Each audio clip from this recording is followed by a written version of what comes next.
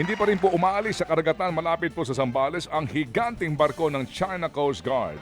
Una nga pong namataan ng Philippine Coast Guard ang CCG Vessel 5901. Ilang milya po lamang ang layo mula sa Capones Island, Zambales noong pong araw ng Sabado. Agad itong binuntutan ng BRP Cabra ang naturang Coast Guard at niradyohan pa para itaboy. Pero sumagot ang mga Chinese at iginiit na lehitimo ang ginagawang pagpapatrolya nila sa karagatan pong daw na sakop daw ng China. Ayon po sa National Security Council, gusto lang takutin ng monster ship ang mga Pilipinong mangingisda.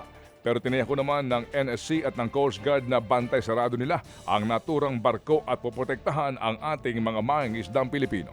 Samantala, kinwestiyon naman ng Commission on Audit o COA ang implementasyon ng Health Facilities Enhancement Program ng Department of Health o DOH. Nakapaloob sa HFEB ang mga programa katulad ng pagpapatayo, upgrading at expansion ng mga government facility. Pero base sa 2023 audit report ng COA, atrasado ang ilang proyekto at may ilang programa na hindi na ipatutupad na nagkakahalaga mga kapatid ng 2.8 billion pesos. Kabilang sa nakitang rason ng delay ay ang temporary work suspension at ang atrasadong pag-release sa budget.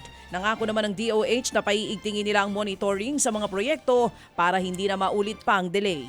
Thank you, Boss Max. Samantala po naman mga kapatid, umarangkaga na po ang pag-iimprenta ng mga balota para nga sa paparating na 2025 midterm elections. Dalawang malalaking makina galing po ng Amerika ang kinontrata po ng election provider na Miro Systems para daw po iimprenta ang mga balota. Target po ng COMELEC na makapag-imprenta ng halos 1,000,000 election ballots kada araw para makompleto ang 73 milyon na mga balotang kakailanganin po pagsapit ng Abril 14. Pagmamalaki po ng COMELEC, hindi basta-basta raw po magagaya ang mga balota dahil may naka-embed na security marking sa mga makina para hindi basta-basta tanggapin ng mga makina ang balota kung hindi naka-assign doon sa mismong presinto. Opo, may balota pero yung pong pagpili ng mga hahawak ng balota ang problema natin. Samantala mga kapatid, itinanggi naman ng National Security Council o NSC na may hindi pagkakaunawaan pagdating sa sektor ng seguridad ng ating bansa.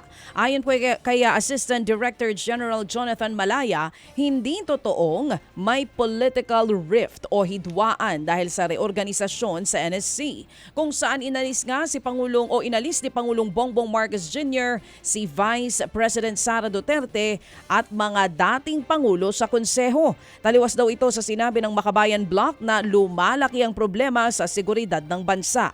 Ang giit pa nga ni Malaya, gawa-gawa lamang ito lalo't papalapit na ang eleksyon. Nakarating na po sa Pilipinas ang nasa 300 Afghan nationals na ipoproseso ng US Embassy ang kanilang mga US Special Immigrant Visa. Ito'y bahagi po ng 100-day deal ng Pilipinas at ng Amerika na pinahihintulutan ang mga Afghan na manatili muna sa bansa habang inaayos ang kanilang mga papeles. Nauna pong iginiit ng mga opisyal na hindi sila refugees o banta sa seguridad.